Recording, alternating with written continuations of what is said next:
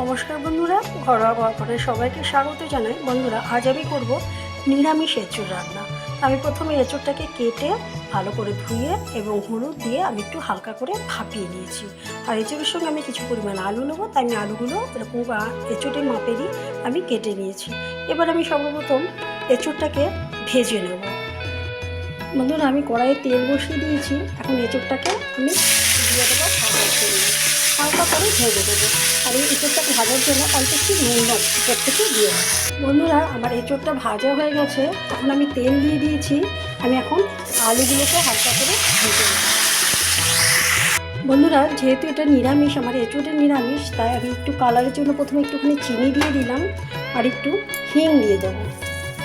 হিং দিয়ে দেবো, আর নিরামিষ জাতীয় জিনিসে একটু হিং দিলে পারে ভালো লাগে।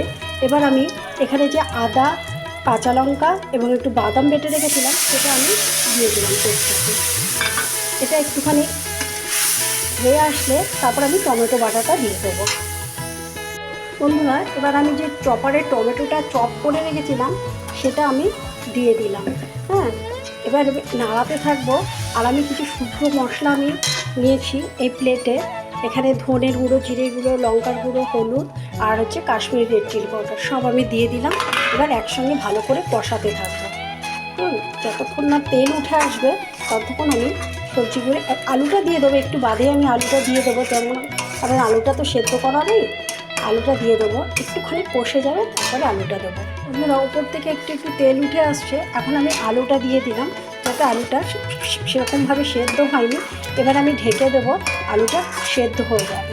হ্যাঁ, এঁচোড়টা তো সেদ্ধ করাই আছে, এঁচোড়টা আমি পরে দেবো। এখন আমি আলুটাকে ঢেকে দেবো। এখন আমি ঢাকনাটা তুলে দেখবো, আলুটা অনেকটাই সেদ্ধ হয়ে গেছে। আলুটা অনেকটাই সেদ্ধ হয়ে গেছে, দেখতে পাচ্ছি যে। এখন আমি এঁচোড়টা দিয়ে দেবো। এবার আলু এঁচোড় একসঙ্গে মানে কষাবো।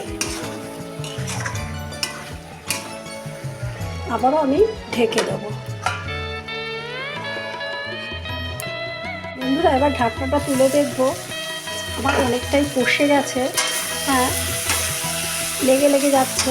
এখন আমি অল্প পরিমাণে জল দেবো, খুব বেশি জল দেবো না, তার কারণ আলু এঁচোড় দুটোই সেদ্ধ করা রয়েছে। অল্প জল দিয়ে আমি একটু ফুটিয়ে নিয়ে ঘি গরম মশলা দিয়ে আমি নামিয়ে দেবো।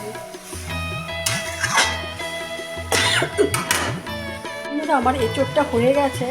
এখন ওপর থেকে আমি গরম মশলা ছিটিয়ে দিলাম আর একটু 1 চামচ ঘি দিয়ে দিলাম।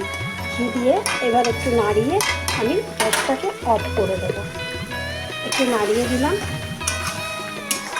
যাতে ঘিয়ের গন্ধটা পুরো এঁচোড়ের মধ্যে ঢুকে যায়। এবার আমি নাড়িয়ে দেবো। গ্যাসটা অফ করে এবার আমি ঢেকে দিলাম। বন্ধুরা, আমার এই নিরামিষ এঁচোড় হয়ে গেছে। দেখুন কালারটা কত সুন্দর হয়েছে। বন্ধুরা, আমার এই রেসিপিটা যদি আপনাদের ভালো লেগে থাকে তো অবশ্যই আমার পাশে থাকবেন। বন্ধুরা, সবসময় ভালো থাকবেন। আজকের মতো শেষ করছি, আবার নেক্সট কোনো ভিডিওতে দেখা হবে। ততক্ষণে যেন বন্ধুরা ভালো থাকুন, সুস্থ থাকুন। আর বন্ধুরা, আমার ইউটিউব চ্যানেল ঘরোয়া ঘরকন্যা নামেই আছে, প্লিজ সাবস্ক্রাইব করে আমার পাশে থাকবেন। এবং আমার ঘরোয়া ঘরকন্যা নামে পেজটি আছে, পেজটি ফলো করে আমার পাশে থাকবেন।